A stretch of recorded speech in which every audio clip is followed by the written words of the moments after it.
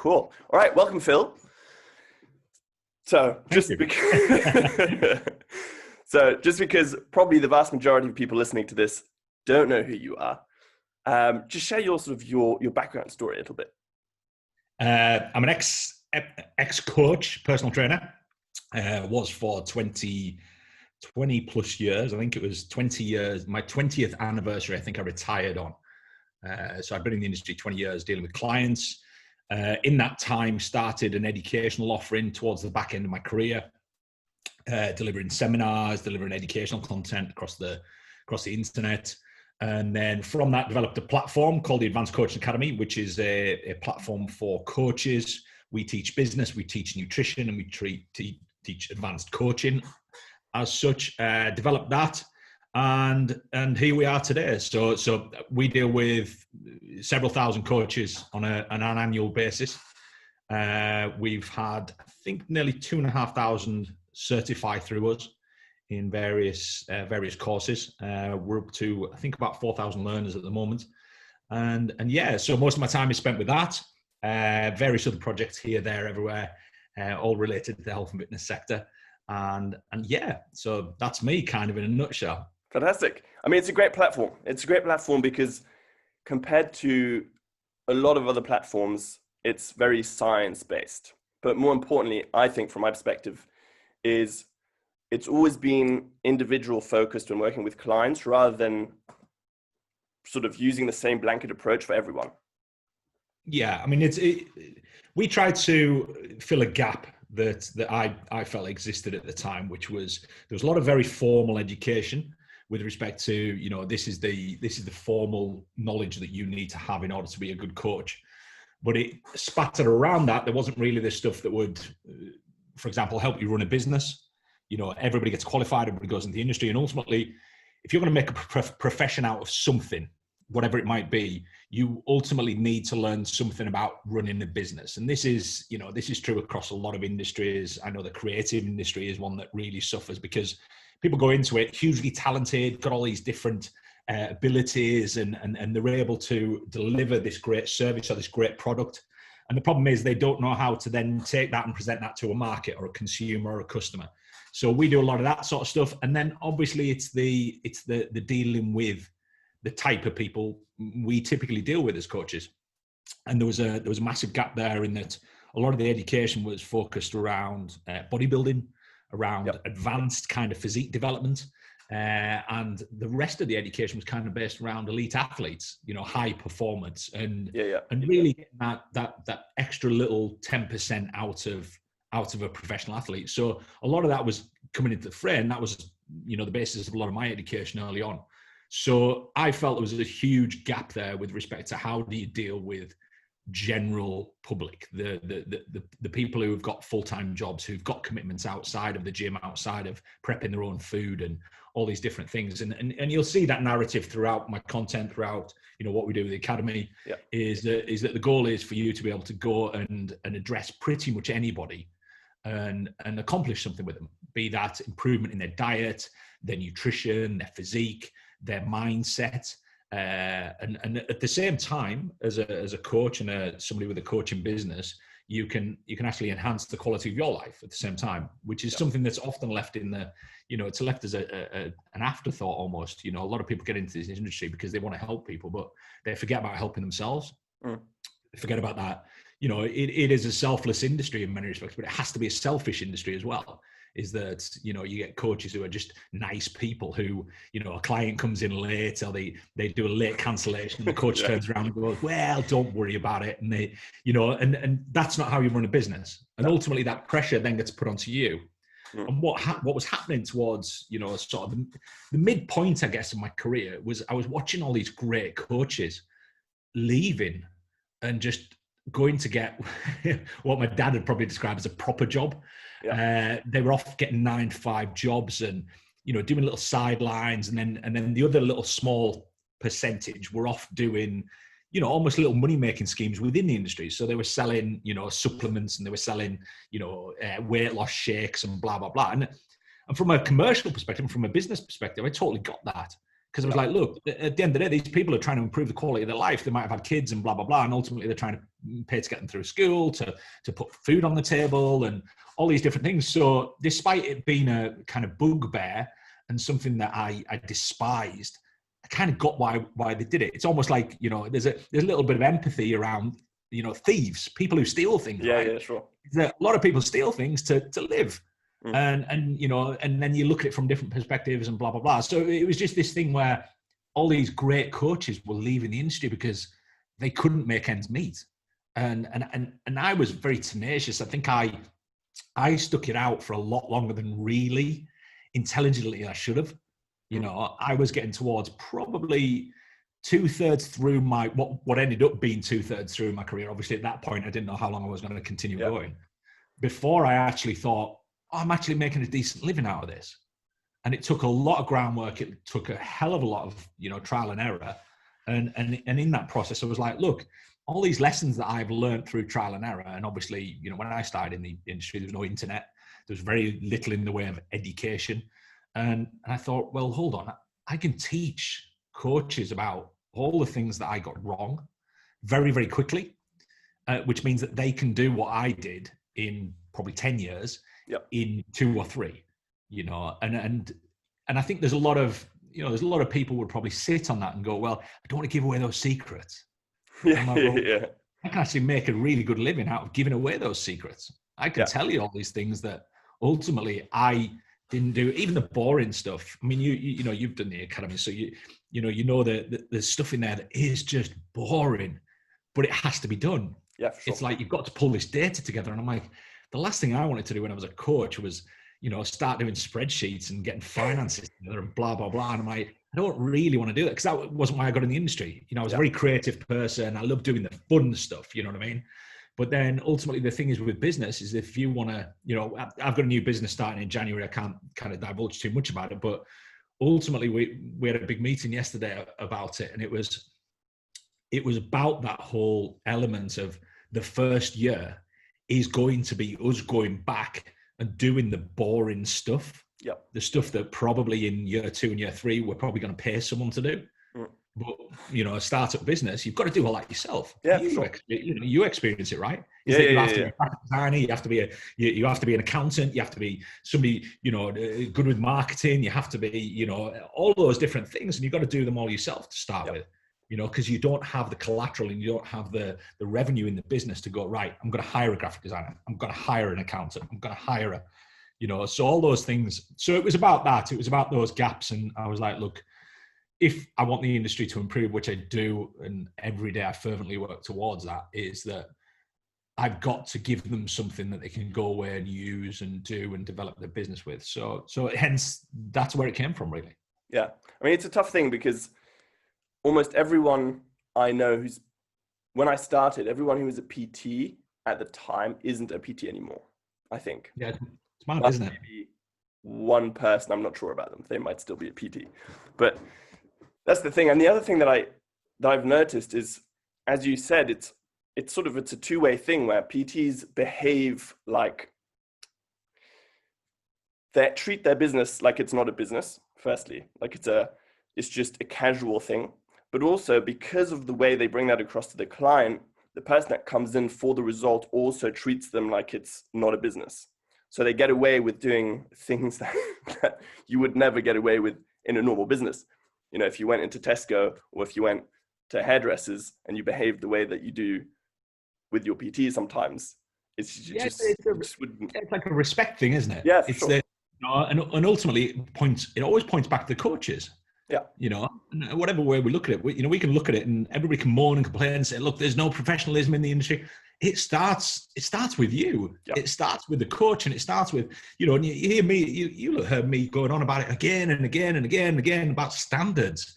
And I'm like, look, it's, you know, everything right down to, you know, going into work without having a hangover, going into work and not sipping coffee whilst you're coaching clients, and just little things. And I'm not saying don't drink coffee whilst you're at work, you know, ultimately, you know, everybody has coffee whilst you're at work, but, but don't be taking your Starbucks onto the gym floor with you whilst you're coaching clients, because what happens if they need a spot or something like that? What you do, put your coffee cup on the floor and someone kicks it over and blah, blah, blah. And it's a lack of respect for yourself in many respects. So it's a lack of respect for yourself. It's a lack of respect for your business. And it is this kind of amateur mentality with it. And people do see it as a part-time thing, because I think that goes back, Alexis, to the entry point. The entry point is so low. And you said oh yeah. I was amazed. I mean, I did a sports science degree before I did my PT qualification. And I was amazed at how little information there was in the PT course, first of all, how quickly you could do it. And also that the person, I'm not going to name anyone, but the person who was teaching it at the time almost added their own personal sort of, I don't want to say propaganda, but their own sort of touch to it in terms of paleo. Paleo was the way to go when I did it.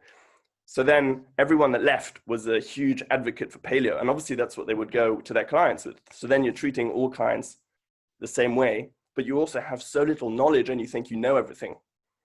Yeah. And that's this, the industry is riddled with beliefs and opinions, and hell, I've had them. You go back when I first started my educational journey, or my journey where I would share information. It would, obviously you can look back at that now. It's like, it's bizarre. You can actually, you can go back on Facebook and look at what you wrote in 2010, and and I look at them sometimes and I'm like, wow, I had a real solid opinion on that. And I had this view that wasn't really compounded with anything. Much like you, I did sports science degree. So, I was very academic. I was very research driven, but ultimately a lot of the topics that we were talking about didn't have any research around them. So it then came down to the experience with clients. So you had to go, well, this is working with my clients at the moment, so therefore I'm kind of gonna promote this as the thing to do. For sure. And there was all these little trends, and a lot of people going on these different qualifications. And there was a load at the time there were athletic qualifications. There were things for coaches to deal with professional athletes. Yeah. And what they were doing, they were going on these courses, coming back and then taking, taking Doris and Doris who doesn't even walk functionally correctly. And they were doing all these really complicated movements with them, going, oh, this is going to readdress your issues and blah, blah, blah.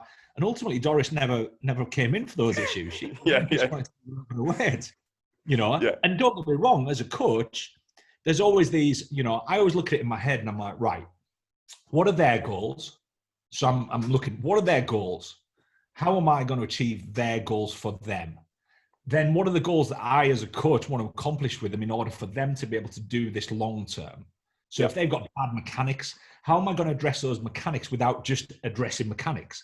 How am I going to do that in amongst achieving the things that are going to motivate them and keep them driving forward? Because ultimately, if I don't do that, you get these coaches who change the narrative. The client comes in and goes, oh, I want to lose some weight.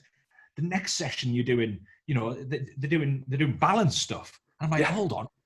They never asked for balance stuff. They asked to lose weight. And therefore, you make them better at balancing. It doesn't really help them much. And obviously, when they lose weight, all of a sudden they have to relearn balance anyways. Yeah. So it's all of this stuff, and it's that change of narrative that coaches felt responsible for. And I think, how long have you been doing this for, Alexis?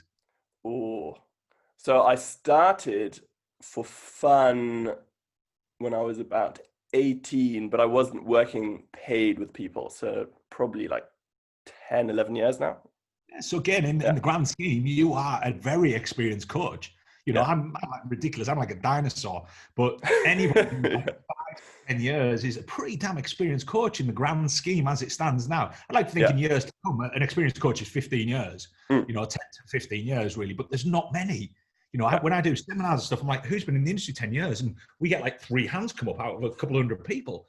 And it's, that experience doesn't really exist because I think there is that attrition rate. And, you look at the statistics from health clubs and fitness clubs and blah, blah, blah. The attrition is massive. It's enormous. Yeah. People, the entry is really easy, but also the exit is really easy as well, right? Yeah, for sure. But it is, right? It's I just don't fancy this anymore. So, and because you don't accumulate a huge amount of responsibilities, right? Yeah. It's ultimately you turn up. Most PT's job is you turn up, you service your clients, and you leave. Yeah. That's it. Yeah. So therefore, leaving that industry is just a matter of going, sorry guys, can't train you anymore. Yeah. See you later. There's no handover. There's no huge responsibility about those different things. A lot of coaches obviously are quite young, so they maybe don't have families to consider. They maybe don't have responsibilities, mortgages, blah blah blah. And most coaches won't have a mortgage because they don't earn enough. Yeah. So it's it's this almost vicious cycle. So in teaching people how to service their business better, if I've got coaches making more money and I've got coaches getting mortgages, all of a sudden I have responsibility behind their job that they are now going to go, I need to take this seriously, because if I lose this job, there's a lot at risk, and like you said, I think a lot of people, it's this blasé approach to coaching. It's sort of, I'm a coach now, and because it was really easy to get in, I'm like, well, I'll give it a dabble. Maybe I'll enjoy it. Maybe I won't. Maybe I'll get some results with some people. Maybe I won't. Whatever, and it's that kind of mentality, right? Yeah. And that's the thing. It's ultimately results that pay, essentially, right? That's what it is. It's when, don't get me wrong, I've done this, right? When I started, there's something you really like. It's having the ability to separate what you find interesting and applying it to the client versus what the client actually wants, right? Someone comes in, like you said, to lose weight, and then maybe at the time you think that whatever it is at the time, you think that CrossFit is great or whatever. So you then decide to use those things because you think they're great, and you try and use them with your client. And like you said, but that's not what they came in for. They came in because they have a wedding in 3 months and they want to lose weight, not because they want to learn how to do a clean or snatch or anything along those lines. Yeah, and you'll get a coach who will spend 12 weeks with someone trying to correct their squat. Yeah. I'm like, hold on. They didn't come for that. Obviously, as a coach, I want to get them to squat correctly because it's a mechanically sound movement. It's a bit like I'm a massive advocate of things like calisthenics, gymnastics. I think is a phenomenal sport for kids, particularly to do. Yeah. Dance again for kids, phenomenal, and for adults. And those kind of things, because ultimately those are pursuits that if you don't mechanically function, you can't do them. Yeah. So therefore, there is no postural correction. There is no realignment. There is none of that's needed, because ultimately you can't do those. It's like doing a handstand, right? Yeah. If you do a handstand, it tells us a great deal about mechanically how your body functions. For sure. There's not many people can't do handstands because they haven't got the strength to. Most people can't do handstands because all their alignment's shot. Yeah. Their shoulders, all their shoulders want to do is roll them up into a ball. Yeah.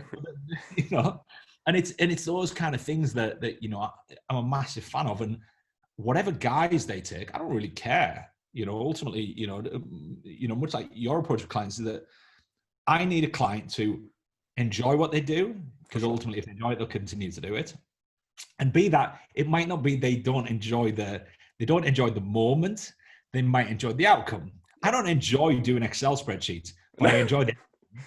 Yeah. You know what I mean? Yeah. So it might not be the enjoyment of the process. Whereas I think a lot of PTs and a lot of coaches, they enjoy the process. And the outcome is just what it is. Yeah. And they spend 20, 30, 40 years chasing an outcome that probably they'll never ever achieve. Yeah. So they have this constant goal that's moving, and that's great. And I see that as a phenomenal thing. But then that's quite demoralizing for a day-to-day client, is that, you're saying results, but what do we mean by results? Yeah. Because a result for a client of mine is if we set out some nutritional goals, based around habits, behaviors, whatever it might be, and they achieve them, that's a goal. For sure. Knock-on impact is the first thing they asked me for was weight loss or recomposition, or however they worded it, right? Yeah. And ultimately the byproduct of that is we get what they wanted. Yep. But in amongst it, they've got all these little micro goals that they're going, oh my God, I did that. Oh my God, I did that. Our kids come home from school and they're like, I got 10 out of 10 in my test, 10 out of 10, whatever it might be. And I'm like, it's micro goals, right? So because of that, they go into the next lesson and they're fired up and they're ready to go, and they're this, that, the other. And then ultimately that culminates in, the GCSEs and their A-levels and their degrees and blah, blah, blah. And there's always got to be that little win-win thing. For sure. And I always remember being at university, right? And, you experience this sport and exercise science. It was your enjoyment came out of when you went into a seminar or a lecture, and you came out the other end and you were like, I get that. Now, all that stuff that I couldn't quite process and didn't quite get, I now get. And that was the exciting part. It wasn't, your teacher giving you a gold star, because that didn't exist. because we were adults, right? It was Yeah. like you had to be intrinsically motivated to learn those things. Yeah. And one of the challenging things I had at university was, I wasn't really science minded. So for me, I found it really difficult to process a lot of the information they were giving us, because a lot of it was just like, it was jargon. Yeah. So what I did is I actually learned, and this was part of the craft that I serviced and ultimately developed my business. Was I used to go home and I used to take the subject that they were talking on and I used to research it and write about it. So I used to write these articles that only ever I would read. I was too scared of publishing them. Yeah. I'd write these articles, and when I wrote them, I'd be like, now I get that now. And that was the only way really that I was ever going to get through university. Yeah. Was I had to go away and teach myself the stuff that they were teaching me. They were just prompting me what the cues were. You know what I mean? And it's very much like coaching, right? Yeah, I mean, the writing of articles is probably one of the most underrated ways of learning. I think, anyway, for people, maybe not for clients can probably apply it some way, but I mean, for people, especially for PTs or people learning something, because you have to understand the thing when you write it. And when you write it down, you know immediately what you don't know. You can figure out, oh, this element I have no idea about. So I need to go back and read this so I can write this piece. It's like a fiction book, right? Yeah. It's a fiction book. You read a fiction book, you get engrossed into it because you immerse yourself into it. And the thing about writing is you immerse yourself in the subject. Therefore, you don't, J.K. Rowling, when she was writing Harry Potter, everything would have to merge into each other. And I always, look at, you look at things like Star Wars, for example, right? Yeah. Star Wars is this enormous universe now where there's people, and it intrigues me that there's all these backstories and side stories and blah, blah, blah, and they all match. Yeah. And there's somebody somewhere along it knows enough about the subject to be able to go, right, we can't send them off in this direction because it's not then going to match this direction, Yeah. And it's that logical piecing together of that puzzle. And there's no, with coaching, there is no right answer in many respects. There's an answer which is relevant and right for that client and that person. And I think that's the joy of dealing with human beings. Yeah. Is that everything you do is actually new. It's fresh. Yeah. And that's exciting. It's like solving a puzzle, but every client is a different puzzle, and coaches seem to think that every client is the same puzzle. Yeah. And it's the same solution to the problem, and ultimately we can go back on things like, it's a calorie deficit. Yeah, you're right. It is. But that's not the problem. No. The problem isn't the calorie deficit. Yeah. The problem is accomplishing it. Yeah. And the problem is how does that individual person, and what's their puzzle, and how's their puzzle being jumbled up? Everyone's like a Rubik's Cube, and over life, that Rubik's Cube's been mixed up a bit more down to whatever it might be. So that person, has done a diet when they were 19. What it did, it twisted the Rubik's Cube. Yeah. It confused it. So then you as the coach have to go, right. So did that, people born in the 70s, nearly everybody born in the 70s went on low-fat diets. Yeah. So they have a thing in the back of their mind that says, avoid fats, avoid fats. Yeah. And it's just this repetitive thing. And even to this day, even I understand fats, but I'm always wary of fats. I'm like, do I buy the low-fat version of this? Yeah. And ultimately, what's the fat there for? So those are the two questions I ask myself, right? Yeah. I love taste. And I'm like, is the fat there for taste? Yeah. Is the fat there because it's a processed food? Is the fat there, and it's those questions. And obviously as a client, they're like, I don't know. So what's my best option? I'll just go for the low fat version. And in some cases, obviously all that does, it jacks the calories up somewhere else. Yeah. So now you got a high sugar food, whereas before you had actually quite a balanced meal to some degree. But sure. It's those kind of questions, right? Yeah. I mean, is that what got you into coaching others? Because so I find that for most people to get into fitness, it's initially a selfish thing, right? It's initially because you have a goal and you go, right, I want to get fit, or I want to achieve this. And you read all these things, you get interested. And at some point you sort of progress to coaching people. What was let me put it this way. What made you go from focusing on yourself to turning and focusing on people and their results, as opposed to, I'll just leave it at that. Well, I started training, and when I say training, when I started looking after myself, when I started consciously being concerned about my health, my physique, my mental well-being, all of those things, they were all part of a big thing that I put down to being overweight. Yeah. You know, at the time, my level of obesity was causing me health problems. It was causing me mental problems. And that wasn't necessarily directly correlated to it. It was indirectly correlated because obviously it was a peer pressure. It was a this, that, the other. And obviously, you know, I couldn't fix the being overweight without improving my health. Yeah. That was impossible to do because we know that and again, this is this like head in the sand thing that we've got going on at the moment. Is that if you want to make it in the, you know, if you want to become popular on social media, best thing to do is completely ignore any metabolic risk of obesity. Yeah. Just ignore it. Pretend it's not there, you know, because what we need to be doing is seen to be inclusive. You know, it's this inclusive thing. And I get inclusivity. And I also get, I get, you know, that nobody should be telling anyone how they should look. Yeah. Totally. I'm complete support of that. Yeah. But ultimately, I address people with respect to the improvement of their quality of life. So can you have a really good quality of life and be overweight? Yes, you can. Can you have a really good quality of life and be massively overweight? Depends on what you perceive as quality of life, I guess. Yeah. If your quality of life, it revolves around, you know, I just want to be able to eat. I just want to be able to, you know, not do a great deal. You know, I like being sat at home watching telly and blah, blah, blah. And if that's your quality of life, that's cool. Yeah. But I do, you know, and again, this is me being presumptuous maybe, but I've never seen anybody who's happy doing that. Yeah. I've never met anybody, but that's maybe the circles that I run in, and maybe I've never encountered those people, right? Because they're not going to turn up at a gym, right? For sure. So maybe they exist. And this comes down to choices. And I always throw it back at the fact that if somebody chose to be overweight, cool. If they were taken to that point because of the choices somebody else made. So for example, I was overweight because not necessarily the choices my parents made, but because my parents weren't educated. Mm-hmm. They didn't know about nutrition. They didn't know about this. And ultimately, food made me happy. So, you know, on multiple levels, right? Food made me happy. So food was actually causing my problem. So I was unhappy because I was overweight, because I would go into school every day and I would get tormented and taunted and blah, blah, blah.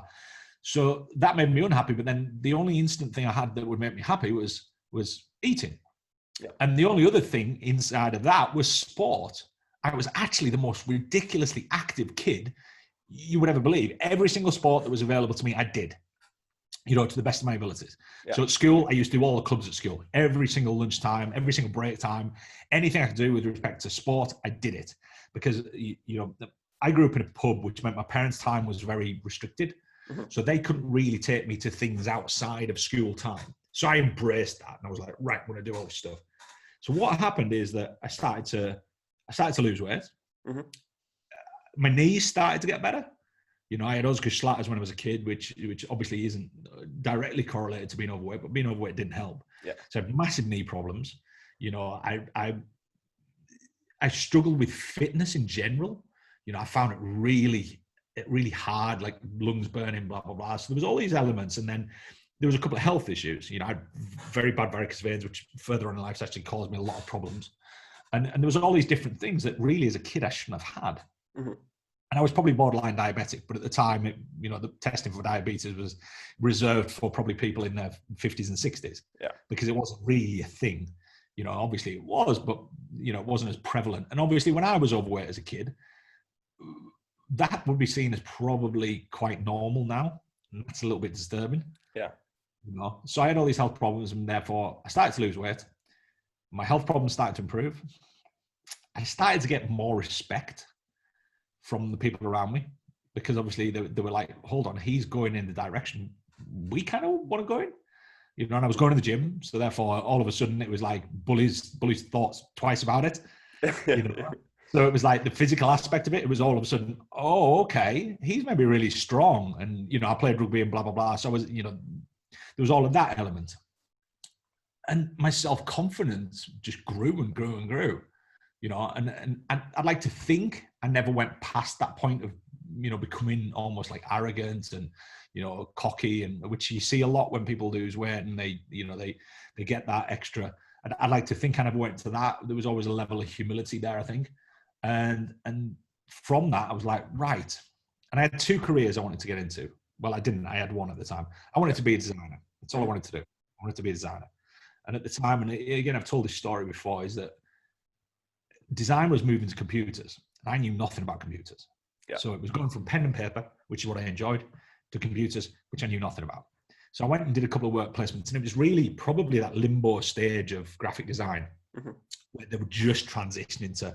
So all of a sudden, I'm like stuck on these computers, these work experience, because they'd moved to computers, whereas the people learning graphic design hadn't. So it pushed me away from it. So I was like, well, what else am I interested in? I thought, right, I'm interested in sport. And this was getting towards the back end of my schooling life. And in my second year of sixth form, my school introduced A-level PE. Now, at the time, I wasn't doing any sciences, which meant I couldn't get on a sport and exercise science course without going and doing an HND first, which would have been somewhere else, college or whatever. Or going to university, doing an HND, and then moving on to a degree course, which would make it 4 years, right? So I said, can I do this? So I only had 1 year left at school. It's a two-year course, A-levels, right? So they said, well, you can, but obviously you're going to have another year at school. And I said, no problem, you know, and it actually meant that I could continue to play school sport for another year, which was, but I did it, and there was another 9 people did it. And and we all played at the time, I think out of the 9, 7 of us played county rugby. Yeah. So our school rugby team in that final year was ridiculous. Because we were theoretically a year older than everybody else. So we were more developed, we were bigger, we were faster, blah, blah, blah. So anyways, so I decided to do that, and I went down the sports science route with an air to wanting to coach athletes. I had a thing about sport. I loved sport. I was like, right, I'm going to go train athletes, because I'd had exposure to it from the American perspective. You know, people coaching American football players, blah, blah, blah. And obviously at the time, strength and conditioning was a thing in the US, but it wasn't in the UK. No. That was my problem. So I'm like, right, I finished my sports science degree. I'm like, right, how do I get into training athletes? And then, you know, I started fishing around clubs and blah, blah, blah. And at the time, there was only 2 strength and conditioning coaches at 2 of the Premier League football clubs. That was it. Rugby, there was kind of coaches, but there was no strength and conditioning coaches. Didn't exist. So I was like, oh, okay. So what do I do now? And it was a few years after when the UKSCA started, which obviously the UKSCA started to create that channel for coaches to move into sports clubs, because obviously they were teaching Olympic lifts, Olympic derivatives, and it was all about performance. Up until that point, there was nobody really teaching that. So unless you came from an Olympic lifting background, and typically most of the sports coaches within certainly professional athletics and things like this were Olympic lifting coaches, you know. So that's opened that avenue, but it opened the avenue 5-6 years after I became a PT. And 5-6 years after, I was like, hold on, I'm coaching clients. I've got hundreds of them. I'm actually really good at this. And you know, and it was just, that was the point at which I thought, right, I'm just going to be a coach. I'm going to coach the general public. And fortunately for me is that, you know, I had a bucket of skills. You know, I'd learned to deal with athletes. I'd learned to deal with body composition people. Inadvertently over those years, you know, I dealt with a lot of bodybuilders, physique competitors, blah, blah, blah. So that was a world I was kind of engrossed in and you know, taught myself a lot about. So I was very good at physique transformations. I was very, very good at coaching athletes, because that was my bread and butter. That was the stuff that I learned. And inadvertently around that, I found that I was very good at communicating with people. And that comes back to, you know, lots of things, but primarily the fact I grew up in a pub. Every day I was meeting strangers, and I watched my dad talk to complete strangers every day. And that was just normal for me. And I was Northern, you know. Northern. I came down South, nobody talks to anybody down here. You know, my first few weeks of being in London, I was like, nobody talks to anybody. I said, you get on the tube and nobody looks at you. Nobody talks to you. You know, and you're trying to engage in conversation, people think you're weird. If you engage in conversation with someone of the other sex, they instantly think you're trying to hit on them.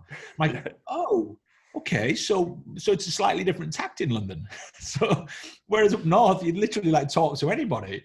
You know, if you were stood at a bus stop and someone stood next to you, you talk to them. You know, so it was this thing where, you know, I had this skill that inadvertently I'd acquired, and I would go around the gyms that I was working in and I'd just talk to people. And inadvertently that created clients for me, because they'd be like, I need a coach. I know Phil. Phil, any chance you coach me? Yeah. And that was how my client base sort of built up. And this is why I harp on about communication a lot and talking to clients and, building that rapport. And the first place I worked at, everybody knew who I was because my parents owned a pub and I also played sport for literally every sports team in the place. And obviously generation wise, most of the people in the gym had kids that went to school with me. Yeah. So it was wonderful. I started in my hometown. I was like, everybody knows who I am.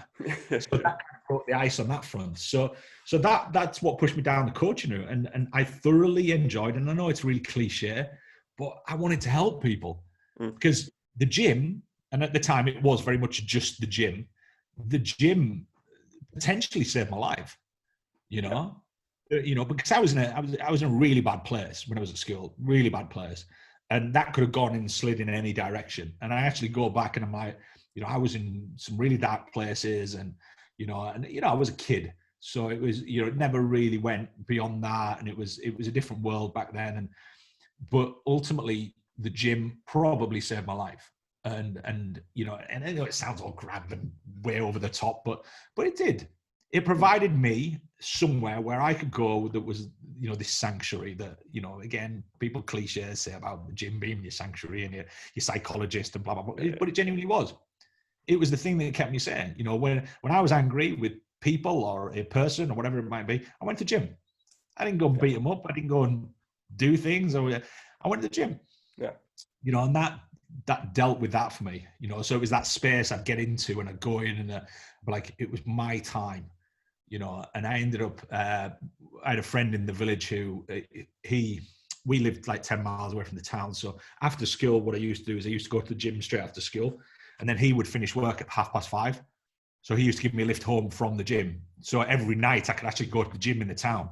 Yeah. So I'd finish school, go straight to the gym, hour and a half, go and meet him. He would take me home, which again, I'm eternally grateful for that. And it was, and that really started it all. It was, I wanted to help people. And it's never changed. It's just the direction of it's changed a lot. It's, it's now I kind of understand more about not necessarily the people that I served, but the people that are serving the people I served. Yeah. I understand the coaching world. I understand coaches. I understand PTs. And I think I'm fairly good at understanding, them from a perspective. If I could sit down with somebody, chat to them for 20 minutes, and know pretty much where they're struggling in the business, or the nutrition, or the delivery of whatever it might be, and that's served me really well with respect to what we deliver. Yeah, for sure. In that time frame, so obviously because you did this for a long period of time, what do you think? I mean, it might not be the case, but do you think there's one common myth in nutrition that's sort of been prevalent over that time frame that's still the same? And I don't mean for coaches, I mean from the client's perspective, right? From sort of everyday Joe's perspective. I mean, where do you start? It's obviously the thing right now is that the large penny that people have really been pushing to drop, right, is the calorie deficit, right? That's never changed. Yeah. It's never been the case. It's this, that, the other. And obviously, when people talk about food and health and like veganism is a big thing now. People are like, you should have more of a plant-based diet and blah, blah, blah. I was telling people they should eat more plants in their diet 30 years ago. Yeah. It's never changed. There was always that encouragement because there's so many benefits to that, but it wasn't this eradication diet of you have to be vegan. Yeah. It was look, plant-based. Most people that I ever dealt with throughout my entire career, their diets turned into more of a plant-based diet inadvertently. Yeah. So there's that kind of element. So there's a lot of stuff where obviously they're shrouded in almost these mythological ways in which they achieve what they set out to achieve. So I think the biggest one, Alexis, would be, if I was talking to clients, it would be explaining to them about the diets that they've done. Is that if you look at all diets, like all diets are a novel way, if they work, are a novel way of reducing your caloric intake. Yeah. You put somebody on a low carb diet, they eat less calories. They just do. Because most of the hedonic and the hyper palatable food, the stuff that you overeat, are carbs. Yeah. Nobody's overeating on chicken. Yeah. Nobody's overeating on vegetables. Yeah. Nobody's really doing that. Fats might be you challenge there. And you know, that's what generally happened is people went on low carb diets, and then what happened is they started over consuming fats. Yeah. So what would happen is they'd lose weight in the onset, and then like, hold on, I can eat more and more fats. And then people started telling them fats were free. As long as you took carbs, then all of a sudden the caloric deficit they started in failed to exist anymore. Yeah. So then they'd stop losing weight. They maybe even gain a little weight. So what they then move to is another one. So then paleo is the same. It's just a low carb diet. Yeah. Just a low carb diet with a few other exceptions where you're like, you can't eat that either. Yeah. You know, there are other rules. So each one of them is just and I think the first sort of big trend one was people were adamant they had allergies and they were, you know, they had issues with foods, you know, like gluten used to be the big one, and it still is, to be honest. There are certain people out there who, if they eat gluten, they have got big problems, right? But what happens is they'll be like, right, you can't eat bread anymore. You take bread from a Westerner's diet, they will eat less calories. Yeah. Because pretty much every Westerner overconsumes bread. Yeah. Because there's a decent whack of calories in a slice of bread, right? Decent amount of calories. Most people will have 2-3 slices of toast or whatever in the morning, right? And that was a habit, toast. And then if you took carbs out, you removed cereal from people's breakfasts. So therefore, it's very hard to get your calories that you'd get from a bowl of granola into eggs. Yeah. That's a lot of eggs, right? So there was all of these different things. And then people would be like, I'm banning chocolate. Chocolate's my problem. Well, chocolate isn't your problem. Your problem is calories is your problem. It just so happens that you consume large amounts of chocolate, which again, most Westerners consume large amounts of chocolate. Yeah. Most Westerners consume too much alcohol. Take alcohol away, they're going to a calorie deficit. Yeah. So it's this really bizarre notion that there's some overlying science or fancy happening. You know, people talk about ketosis. Very few people ever reach ketosis. Yeah. Unless they're really serious about it. Very few people will. So therefore they're just on low carb diets. You know, so they achieve calorie deficit, they lose weight, and they're like, oh my God, I'm in ketosis. You're not. You know? So it's those kind of things. And really as a coach, and as I've matured as a coach, there's less infuriation around it. It's this, I get messages every day from frustrated, infuriated coaches who are like, oh my God, people are doing this, blah, blah, blah. I'm so infuriated. I'm like, why? Why are you infuriated about it? You know, at the end of the day, you know, and maybe that's just me being old, maybe, is that as you get older, you're like, at the end of the day, I'm not going to convince everybody or explain to everybody what the purpose and the reason they're losing weight is. Yeah. Ultimately, I want them to achieve their goals. So if they're completely oblivious and they want to believe it's ketones or whatever it might be, go for it. As long as it's not costing them their quality of life. And that's when it starts to come commercial, right? Is that people start spending money. You know, you look at, like, for example, Weight Watchers, right? Weight Watchers is an intriguing business model, intriguing. And Weight Watchers is probably responsible for setting people off on a positive weight loss journey more than any coach out there. Sheer number, right? And ultimately, Weight Watchers wins because Weight Watchers, they allow you to eat the things you eat. Yeah. Ironically, you know, so they're like, but the other ironic aspect of it is that if you go and buy a tin of Weight Watchers baked beans, they've got more calories than the regular baked beans. Yeah. And they're twice the price. So there's the commercial side of diets. And then that's the thing that, if there's something that irks me about that kind of system, it's that. Yeah. The other thing that irks me about that kind of system is the lack of explanation around why it works. Yeah. You know, ultimately, you know, Weight Watchers works by achieving a calorie deficit. Yeah. You know, and what it does, it gives people an easy way of tracking calories. So what they do is they give you a book that tells you how many points are in something. The points equate directly to calories. There you go. It's not rocket science. So it's like me saying, look, I'm going to give you a 400 calorie meal and call it 4 points. I'm going to give you a 300 calorie meal and call it 3 points. You know, and you could actually create your own dietary system in a heartbeat. You know, I've got spreadsheets that can do it. You know. So I can just make it easier for them. So instead of somebody having to worry about, oh my God, 400, no, it's 4. Much easier to add up, right? Much easier to add up. You know, I had a client on like 23 points, and it equates to about 2,300 calories.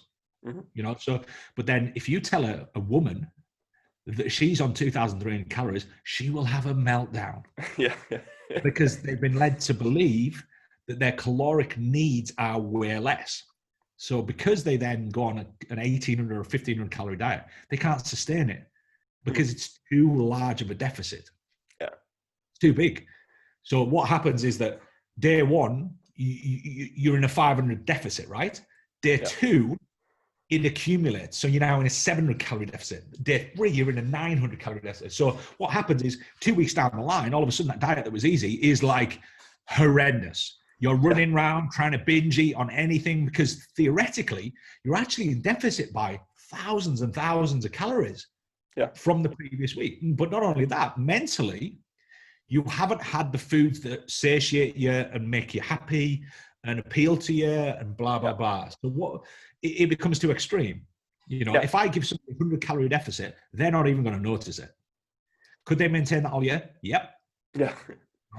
In theory. Yeah. You know, it's too complex for somebody to do that. But it's a bit like looking at somebody's meals, right? You know, you look at somebody's meals and you know, you'll have heard me talk about this in seminars and things, is that I can look at somebody's eating patterns exactly as they are right now. So they can say, right, I ate this for breakfast, eat this for lunch, eat this for dinner, these are the snacks. It's not rocket science for me to save 100 calories on each one of those meals without actually changing the meal. Yeah. You know, I can go, right, we're gonna, you know, the overall flavor, taste, texture, all out of the meal. I can find some way of taking 100 calories away from it. If they eat lasagna, I can give them a recipe for lasagna. If they home make a lasagna, I can give them a recipe for lasagna that's going to save them 100 calories per serving. Yeah. I don't want to tell them too much that it's a low calorie or a low fat version, because if they do, psychology tells us if they think it's healthy, they eat more of it. Yeah. So we don't want to do that. So we've got to maintain a portion control, right? Yeah. So I'm going to do that with their lasagna. If they make the food themselves, if they don't make the food themselves and buy it from a supermarket, I'm going to find them an alternative lasagna from the same supermarket that has less calories in it. Yeah. Now they might eat lasagna and I might not have any options. So they might eat lasagna with some garlic bread. Very few people will eat lasagna on its own. They might have a side salad, they might have some garlic bread or whatever it might be. So then I've got another option there to pull their calories down by 100. You know, I know I can save 100 calories in garlic bread. Is if you buy commercially bought garlic bread, it has literally got probably a tablespoon of butter in each little slot. Yeah. Easy. Buy yourself a baguette and we'll make some garlic butter and we'll put it in the proportions we want to. Yeah. Instead of having this bread that's literally just it's like butter paste. It's like horrendous. So straight away, I've just saved the entire family by creating this one thing that takes, which the person has indicated they haven't got because they buy the lasagna ready made, in a heartbeat. Yeah. So now they take responsibility and pride behind making an aspect of that food, which is great, makes them feel good. They put it on the table, it's homemade garlic bread. Yeah. But I've also saved my family probably 150, 200 calories each. So therefore, we've had the lasagna we normally have. We've had the garlic bread we normally have. We've sat around as a family eating the meal, and we've all saved a couple of hundred calories. Provided it's not too steep with respect to the number of calories. We're not all then going to turn around at 9 o'clock that evening and go, oh my God, we all want ice cream. Whereas if I give them a chicken salad, she's going to be starving because she's used to getting 1,000 calorie evening meal. Yeah. And you've just given her something that's 200 calories. And that's a habitual behavior.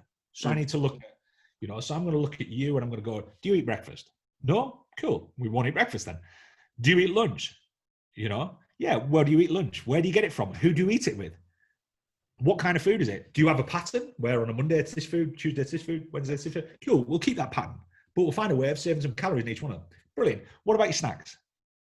Do you buy a particular size of bar? We'll get a smaller bar. Yeah. You can still have the food. We're just going to get a smaller bar. Do you eat a tub of ice cream every Friday night? Right. I know there's dozens and dozens of really good versions of ice cream that you can buy that are half the calories that they were before. Yeah. We have like Ben & Jerry's. We have Ben & Jerry's in the fridge, which is like, I think it's something like 500 calories for an entire tub. Yeah. So me and my wife have half of it. That's the equivalent of a chocolate bar each. So that's a treat. So there's ways around these things. And obviously there's still that overlying factor of, oh my God, I need them to eat more vegetables. Yeah. But you've got to teach them how to prepare vegetables first or buy vegetables that are, satiable. Yeah. Not, you're going to have this meal and I'm going to stick a bit of salad on the side. Nobody enjoys that unless you cover the salad in tons and tons of dressing. You know, steam a bit of broccoli, put it on the side. What's the least enjoyable part of your meal? The piece of broccoli. Yeah. But then if they're home making lasagna, I'm going to go, right, how do we sneak a ton of veg into this lasagna without you even noticing? Yeah. Easy, right? We do it with kids. So there's all these opportunities to tick the health box, tick the nutrition box. And obviously we know the great thing about vegetables is vegetables are massively satiating. Yeah. If I stick a kilo of broccoli in that family-sized lasagna and they don't even know about it, they've got a ton of fiber, which means they're going to feel fuller for longer. You know, I feel like I'm quoting a supermarket here. But, yeah. You know, but they feel fuller for longer. So therefore, that is the selling point of vegetables, right? It's like vegetables will fill you up and they'll slow down digestion and they will help you with, you know, health. That's the biggest selling point. Oh, yeah. What's the poorest selling point is the fact that most of them don't taste very good. Yeah. And even if they do, people don't know how to cook them. You know? Yeah. Cooking broccoli perfectly is an art. Genuinely. Yeah. You know, you put it in the microwave for 10 more seconds, it's mush. You put it in a pan and put too much water in, put too much salt in, boil it for a little bit too long, it's mush. You steam it too long, it's mush. You know, so there's all those different things. So all those aspects need to be considered. So I think going back on your original question, I think the biggest thing is the lack of knowledge that clients have, or lack of awareness would be the word. Lack of awareness they've got over why the diets they've done and worked, why they worked. So it's your goal as a coach to interpret to them, look, you did this and this is the reason it worked. And it fits your lifestyle. It's like with, you know, again, whether you state fortunately or unfortunately, I dealt with a lot of celebrities over my career, a lot of people for like movies and things like this. And when you've got somebody like that, you're looking for a solution to a bigger problem.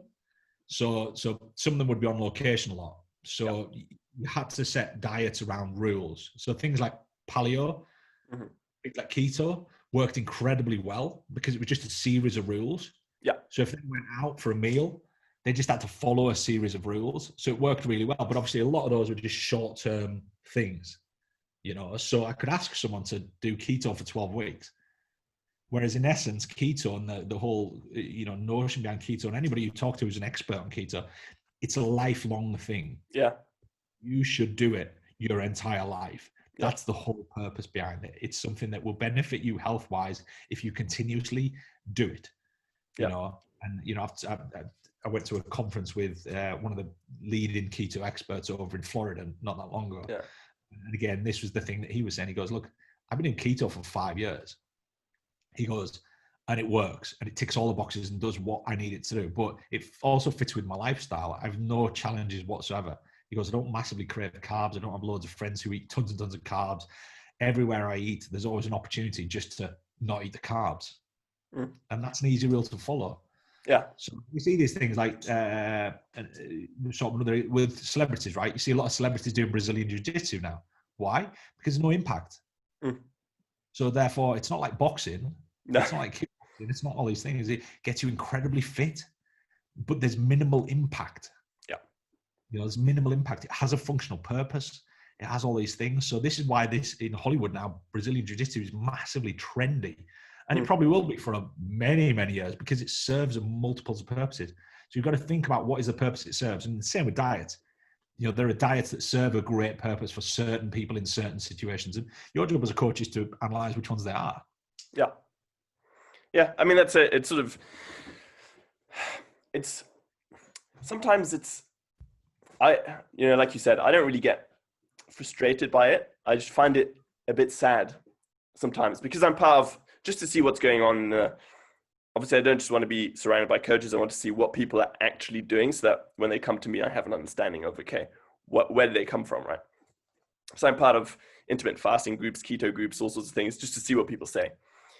And sometimes it's a little bit sad to see that someone who really wants to change joins the group and then something as small as, can I have lemon in my water on intermittent fasting in the morning? Or will that destroy my progress? And then so many people say, no, you can't have any lemon in your water because of insulin or whatever, right? So you won't lose weight if you squeeze a lemon into your water in the morning and you're fasting.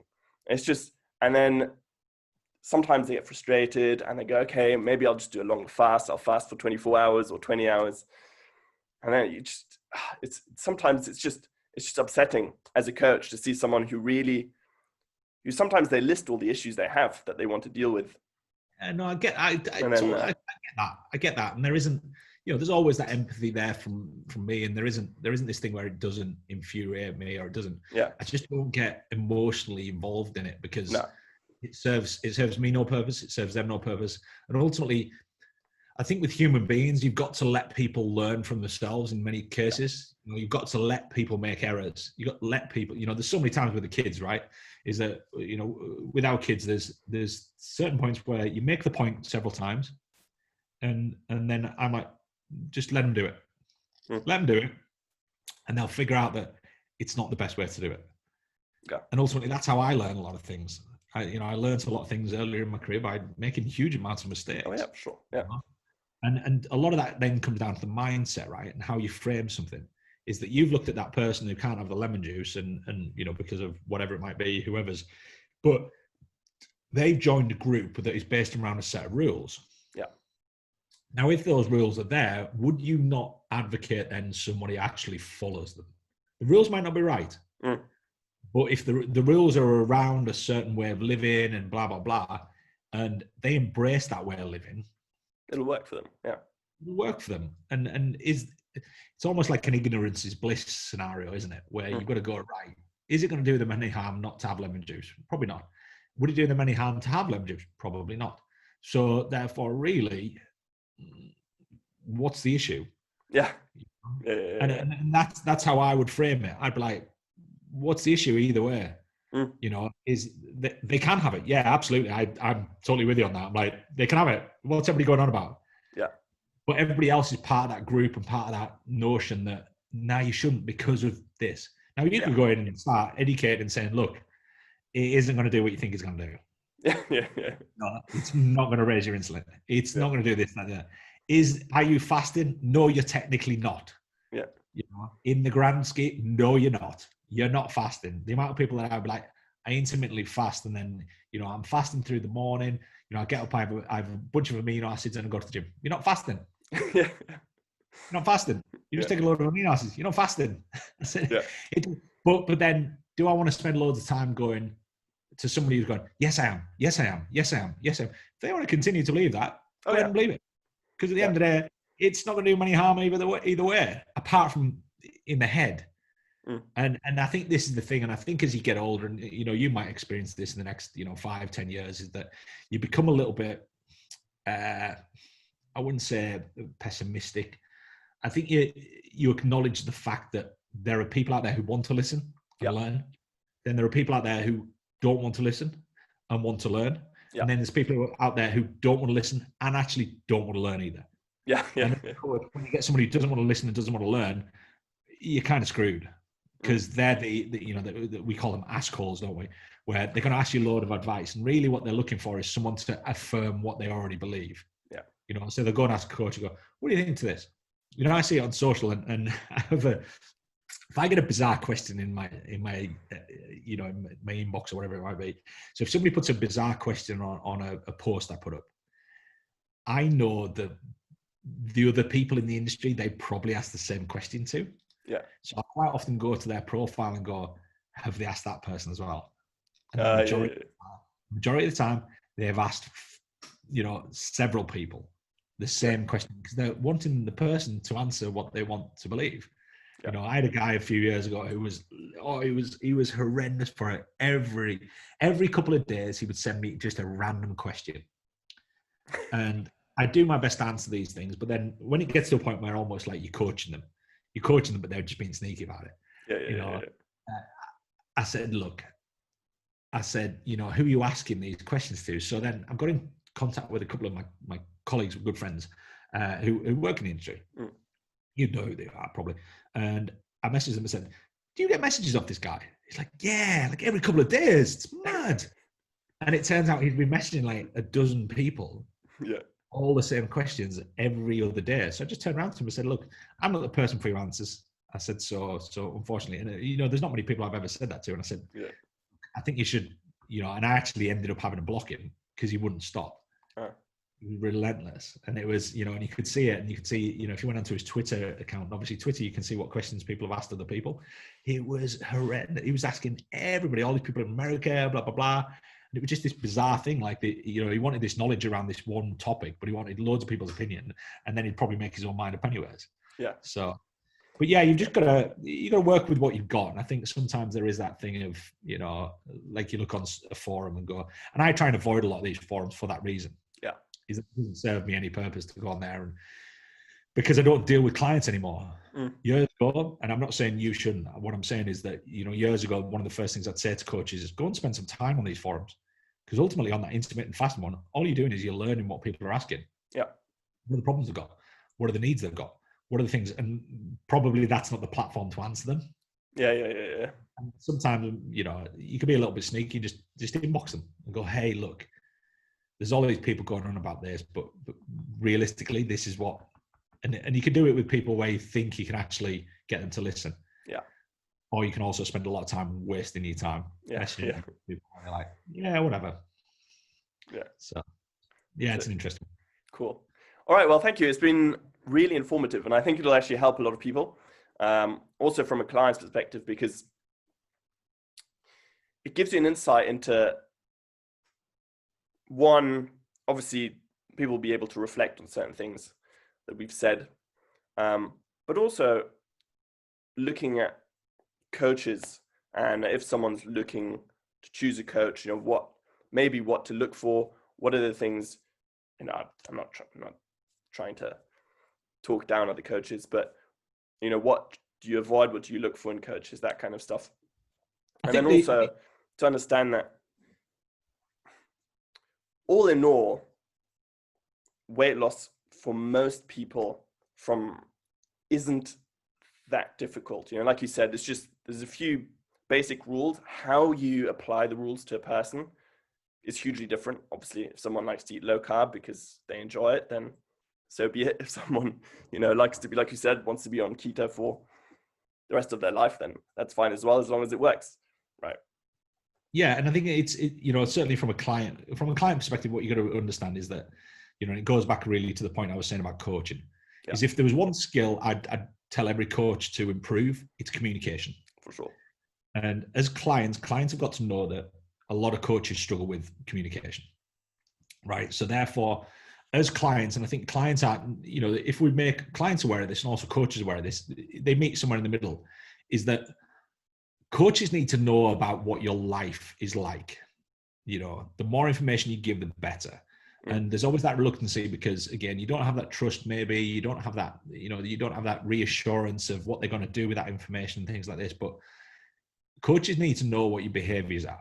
Yeah. They need to know. It's like a food log, right? You ask a client for a food log, the vast majority of the time, if they've got no trust in you and, they don't know how you're going to react and blah, blah, blah, they lie.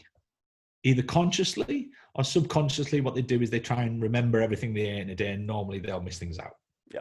So you get this poor bit of information. And, I think that's the important thing here is, Alexis, is that, clients understand that everything the coach does is data driven. It's driven by what we know about you as individuals. Now, that could be like complex data. So if I'm dealing with a performance athlete, I want complex data. Yeah. I'm going to look at their wearables. I'm going to look at all that data. I'm going to pull that all together. Whereas, when I deal with athletes, I used to analyze videos of them doing their movements because it was an easy way for me to analyze movement, right? Yep. Not in the gym, but in their place of work, essentially. So we need that data off clients. And I think there's always that reluctancy, and, the people that are listening and have coaches, be it yourself or be it other people, you've got to convey that information across to people because it's all very, very important. Yeah. The more I know about a client, the more I know about their eating habits, the more I know about the foods they love, the more I know about the foods they overindulge in, the better the outcome is. Yeah. It's far easier for me to do. You've heard me do the hyper palatable food scenario, which is just, you tell me what food you overconsume. And people are like, chocolate. I'm like, it's not chocolate. I guess it is. It's not chocolate. I said, so if I walked you into a petrol station, you would take any of those chocolates that are on that counter? And they're like, no, I'd have this one or this one or this one. I said, so it's not chocolate then, is it? It's the texture, the taste. It's a specific type of chocolate, it's a specific make, brand, whatever it might be, percentage of milk. There's all those different things. And now all of a sudden we get very specific.